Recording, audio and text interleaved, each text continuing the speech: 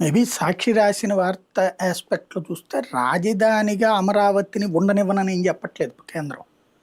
అవును. కాన్సెప్ట్ ఏంటంటే డేట్ ఏంటి అన్నట్టు. అదే.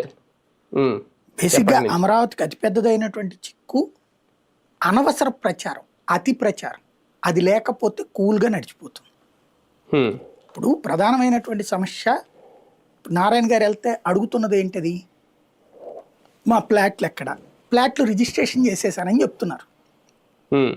రిజిస్ట్రేషన్ చేయడం కాదు, నా స్థలం ఎక్కడ, నా ఊర్లో నాకు ఇవ్వాలి కదా. బేసిక్గా నేను ఇప్పుడు అందరూ చెప్పి అడిగింది ఏంటది, ఎవరైతే తమ ఏరియాలో భూమి ఇచ్చారో ఆ ఏరియాలోనే తమకు ఫ్లాట్లు ఇవ్వమన్నారు, అవును. ఇస్తామన్నారు వీళ్ళు. హ్మ్. కానీ ఇప్పుడు చెరువులు, వాగులు, కొండపోరం బోకులు అవి ఇస్తున్నారు. హ్మ్.